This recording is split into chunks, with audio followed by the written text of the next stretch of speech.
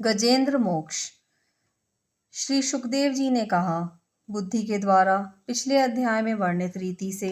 निश्चय करके तथा मन को हृदय देश में स्थिर करके वह गजराज अपने पूर्व जन्म में सीख कर कंठस्थ किए हुए सर्वश्रेष्ठ एवं बार बार दोहराने योग्य निम्नलिखित स्तोत्र का मन ही मन पाठ करने लगा। गजराज ने मन ही मन कहा,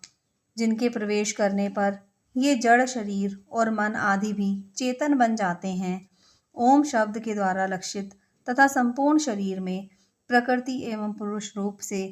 प्रविष्ट हुए उन सर्व समर्थ परमेश्वर को हम मन ही मन नमन करते हैं, जिनके सहारे यह विश्व टिका है, जिनसे यह निकला है, जिन्होंने इसकी रचना की है और जो स्वयं ही इसके रूप में प्रकट हैं, फिर भी जो इस दृश्य जगत से एवं उसकी कारणभूता प्रकृति से सर्वथा परे एवं श्रेष्ठ हैं, उन अपने आप बिना किसी कारण के बने हुए भगवान की मैं शरण लेता हूँ। अपनी संकल्प शक्ति के द्वारा अपने ही स्वरूप में रचे हुए और इसीलिए सृष्टि काल में प्रकट और प्रलय काल में उसी प्रकार अप्रकट रहने वाले इस शास्त्र प्रसिद्ध कार्य कारण रूप जगत को जो अकुंठित दृष्टि होने के कारण साक्षी रूप से देखते रहते हैं, उनसे लिप्त नहीं होते। वे चक्षु आदि प्रकाशकों के भी परम प्रकाशक प्रभु मेरी रक्षा करें। समय के प्रवाह से संपूर्ण लोकों के एवं ब्रह्मादि लोकपालों के पंचभूतों में प्रवेश कर जाने पर तथा पंचभूतों से लेकर महतत्व पर्यंत संपूर्ण कारणों के उनको परम कारण रूपा प्रकृति में लीन हो जाने पर उस समय दुर्गेय तथा अपार अंधकार रूप प्रकृति ही बच रही थी। उस अंधकार के परे अपने परम धाम में जो सर्वव्यापक भगवान सब ओर प्रकाशित रहते हैं, वे प्रभु मेरी रक्षा करें। भिन्न भिन्न रूपों में नाट्य करने वाले अभिनेता के वास्तविक स्वरूप को जिस प्रकार साधारण दर्शक नहीं जान पाते, उसी प्रकार सत्व प्रधान देवता अथवा ऋषि भी जिसके स्वरूप को नहीं जानते, फिर दूसरा साधारण जीव तो कौन जान अथवा वर्णन कर सकता है। वे दुर्गम चरित्र वाले प्रभु मेरी रक्षा करें। आसक्ति से सर्वथा छूटे हुए संपूर्ण प्राणियों में आत्मबुद्धि रखने वाले, सबके अकारण हितु एवं अतिशय साधु स्वभाव मुनिगण, जिनके परम मंगलमय स्वरूप का साक्षात्कार करने की इच्छा से वन में रहकर अखंड ब्रह्मचर्य आदि अलौकिक व्रतों का पालन करते हैं, वे प्रभु ही मेरी गति हैं। जिनका हमारी तरह कर्मवश न तो जन्म होता है और न जिनके द्वारा अहंकार प्रेरित कर्म ही होते हैं, जिनके निर्गुण स्वरूप का न तो कोई नाम है न रूप ही, फिर भी जो समय अनुसार जगत की सृष्टि एवं प्रलय के लिए स्वेच्छा से जन्म आदि को स्वीकार करते हैं, उन अनंत शक्ति संपन्न परब्रह्म परमेश्वर को नमस्कार है। उन प्राकृत आकार रहित एवं अनेकों आकार वाले अद्भुत कर्मा भगवान को बार बार नमस्कार है। स्वयं प्रकाश एवं सबके साक्षी परमात्मा को नमस्कार है। उन प्रभु को जो मन वाणी एवं चित्तवृत्तियों से भी सर्वथा परे हैं, बार बार नमस्कार है। विवेकी पुरुष द्वारा सत्व गुण विशिष्ट निवृत्ति धर्म के आचरण से प्राप्त होने योग्य मोक्ष सुख के देने वाले तथा मोक्ष सुख की अनुभूति रूप प्रभु को नमस्कार है। सत्वगुण को स्वीकार करके, शांत रजोगुण को स्वीकार करके, घोर एवं तमोगुण को स्वीकार करके मूढ़ से प्रतीत होने वाले भेद रहित अतएव सदा संभाव से स्थित ज्ञान घन प्रभु को नमस्कार है। शरीर इंद्रिय आदि के समुदाय रूप संपूर्ण पिंडों के ज्ञाता, सबके स्वामी एवं साक्षी रूप आपको नमस्कार है। सबके अंतर्यामी प्रकृति के भी परम कारण किंतु स्वयं कारण रहित प्रभु को नमस्कार है। संपूर्ण इंद्रियों एवं उनके विषयों के ज्ञाता, समस्त प्रतीतियों के कारण रूप, संपूर्ण जड़ प्रपंच एवं सबकी मूलभूता अविद्या के द्वारा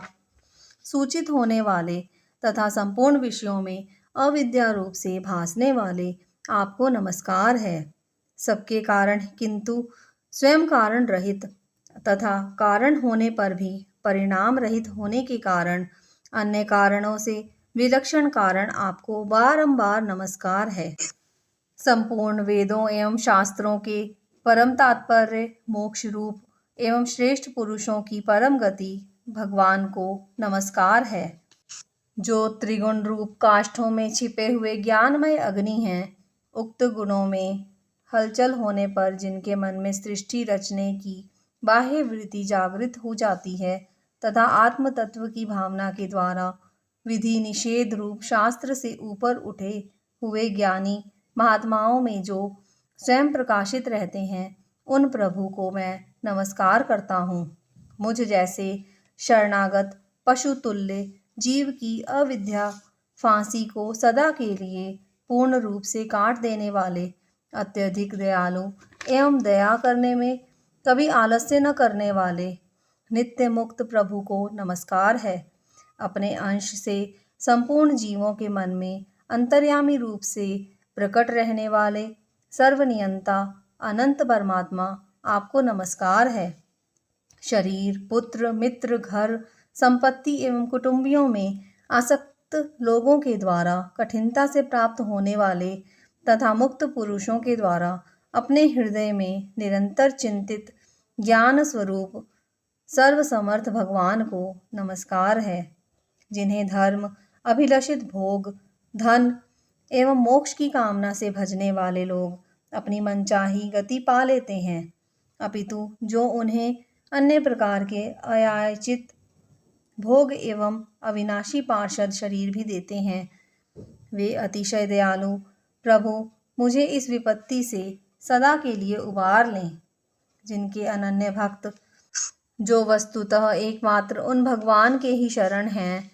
धर्म, अर्थ आदि किसी भी पदार्थ को नहीं चाहते, अपितु उन्हीं के परम मंगलमय एवं अत्यंत विलक्षण चरित्रों का गान करते हुए आनंद के समुद्र में गोते लगाते रहते हैं, उन अविनाशी, सर्वव्यापक, सर्वश्रेष्ठ ब्रह्मादि के भी नियामक अभक्तों के लिए अप्रकट होने पर भी भक्ति योग द्वारा प्राप्त करने योग्य, अत्यंत निकट होने पर भी माया के आवरण के कारण अत्यंत दूर प्रतीत होने वाले, इंद्रियों के द्वारा अगम्य तथा अत्यंत दुर्विज्ञ, अंतररहित किंतु सबके आदि कारण एवं सब ओर से परिपूर्ण उन भगवान की मैं स्तुति करता हूँ। ब्रह्मादि समस्त देवता, चारों वेद तथा संपूर्ण चराचर जीव नाम और आकृति के भेद से जिनके अत्यंत क्षुद्र अंश के द्वारा रचे गए हैं, जिस प्रकार प्रज्वलित अग्नि से लिपटे तथा सूर्य से किरणें बार बार निकलती हैं और पुनः अपने कारण में लीन हो जाती हैं, उसी प्रकार बुद्धि, मन, इंद्रियां और नाना योनियों के शरीर, यह गुणमय प्रपंच जिन स्वयं प्रकाश परमात्मा से प्रकट होता है और पुनः उन्हीं में लीन हो जाता है, वे भगवान वास्तव में न तो देवता हैं, न असुर, न मनुष्य हैं, न तिर्यक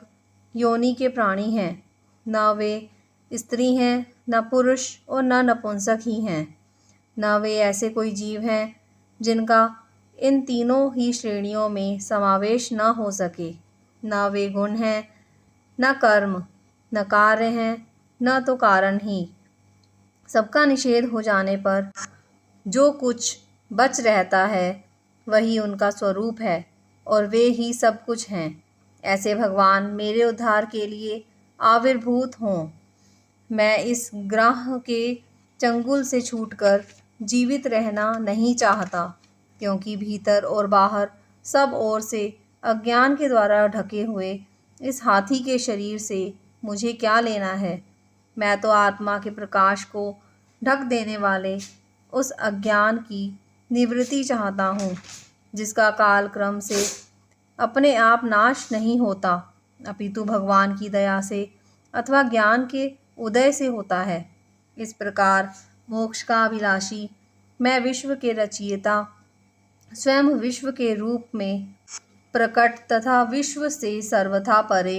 विश्व को खिलौना बनाकर खेलने वाले विश्व में आत्मा रूप से व्याप्त अजन्मा सर्वव्यापक एवं प्राप्तव्य वस्तुओं में सर्वश्रेष्ठ श्री भगवान को केवल प्रणाम ही करता हूँ। उनकी शरण में हूँ जिन्होंने भगवत भक्ति रूप योग के द्वारा कर्मों को जला डाला है। वे योगी लोग उसी योग के द्वारा शुद्ध किए हुए अपने हृदय में जिन्हें प्रकट हुआ देखते हैं, उन योगेश्वर भगवान को मैं नमस्कार करता हूँ, जिनकी त्रिगुणात्मक शक्तियों का राग रूप वेग असह्य है, जो संपूर्ण इंद्रियों के विषय रूप में प्रतीत हो रहे हैं, तथापि जिनकी इंद्रियां विषयों में ही रची बची रहती हैं। ऐसे लोगों को जिनका मार्ग भी मिलना असंभव है, उन शरणागत रक्षक एवं अपार शक्तिशाली आपको बार बार नमस्कार है, जिनकी अविद्या नामक शक्ति के कार्य रूप अहंकार से ढके हुए अपने स्वरूप को यह जीव जान नहीं पाता। उन अपार महिमा वाले भगवान की मैं शरण आया हूँ, जिसने पूर्वोक्त प्रकार से भगवान के भेद रहित निराकार स्वरूप का वर्णन किया था। उस गजराज के समीप जब ब्रह्मा आदि कोई भी देवता नहीं आए, जो भिन्न भिन्न प्रकार के विशिष्ट विग्रहों को ही अपना स्वरूप मानते हैं, तब साक्षात श्री हरि, जो सबके आत्मा होने के कारण सर्वदेव स्वरूप हैं, वहाँ प्रकट हो गए। उपर्युक्त गजराज को उस प्रकार दुखी देखकर तथा उसके द्वारा पढ़ी हुई स्तुति को सुनकर सुदर्शन चक्रधारी जगदाधार भगवान इच्छानुरूप वेग वाले गरुण जी की पीठ पर सवार हो स्तवन करते हुए देवताओं के साथ तत्काल उस स्थान पर पहुंच गए जहां वह हाथी था। सरोवर के भीतर महाबली ग्राह के द्वारा पकड़े जाकर दुखी हुए उस हाथी ने आकाश में गरुड़ की पीठ पर चक्र को उठाए हुए भगवान श्री हरि को देखकर अपनी सूंड को, जिसमें उसने पूजा करने के लिए कमल का एक फूल ले रखा था, ऊपर उठाया और बड़ी ही कठिनता से सर्वपूज्य भगवान नारायण आपको प्रणाम है यह वाक्य कहा। उसे पीड़ित देखकर अजन्मा श्री हरि एकाएक गरुड़ को छोड़कर नीचे झील पर उतर आए। वे दया से प्रेरित हो ग्राह सहित उस गजराज को तत्काल झील से बाहर निकाल लाए और देवताओं के देखते देखते चक्र से उस ग्राह का मुंह चीरकर उसके चंगुल से हाथी को उबार लिया।